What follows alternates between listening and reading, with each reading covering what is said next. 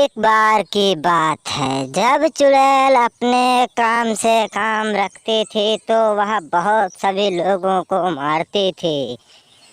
एक दिन लोगों को गुस्सा आया तो चुड़ैल को मारने का प्लान बना लिया और कहा अब यह जिंदा नहीं बचनी चाहिए, चाहे कुछ भी हो जाए।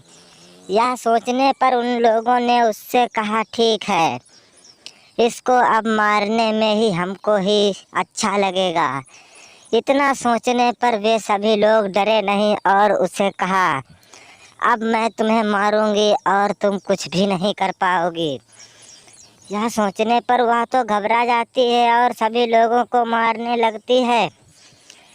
लेकिन साधु बाबा भी क्या करते, क्योंकि वो भी उसके बंधन में बंध ही चुके थे। यह सोचने पर साधु ने उसे जंगल में बुलाया और उसने अपने 2 रूप धारण कर लिए और कहने लगे कि अरे अब ये क्या होगा, अब तो यह 2 रूप धारण कर चुकी है, अब तो इसको बचाना मुश्किल ही है। यह सोचने पर वे घबरा जाते हैं और अपने एक फ़ायदेमंद चीज़ को कहते हैं कि अब हमें इस चीज़ से छुटकारा पाना चाहिए और उसे खूब मारते हैं। यह सोचने पर मारते मारते उसकी बीवी भी उसको बहुत मारती है, लेकिन उसकी बातों पर कोई यकीन नहीं करता और उससे कहते हैं कि सुनो तुम मेरी बातों को ध्यान से, अगर तुमने मेरे खिलाफ कोई भी शब्द बोला तो मैं तुम्हें जान से मार दूंगी। यह सोचने पर चुड़ैलें तो डर जाती हैं और कहती हैं अरे जितना भयंकर तो ये साधु नहीं, उतनी भयंकर तो इसकी बीवी है।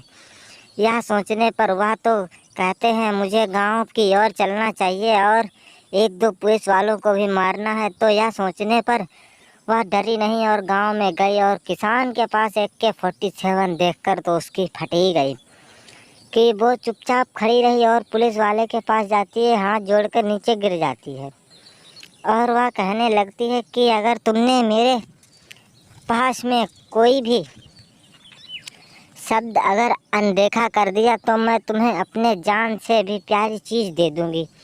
यह सोचने पर वह पुलिस वाले को मारने लगती है, लेकिन किसान कहता है सुनो अगर तुमने उसे कोई टच तक किया तो मैं तुम्हें जान से मार दूंगी।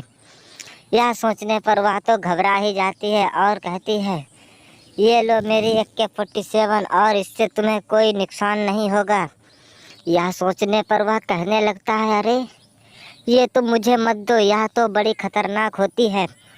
और वह गन देखकर तो डर ही गई। इतना सोचने पर वह तो बेचारी चुपचाप खड़ी की खड़ी और इधर से उधर की करने की हिम्मत भी नहीं करती थी। यहाँ सोचने पर साधु ने कहा इसे अब मज़ा मैं चखाऊंगा, क्योंकि ये हमारे बंधन में आ चुकी है और इसे मारने का भी प्लान हमारा ही है।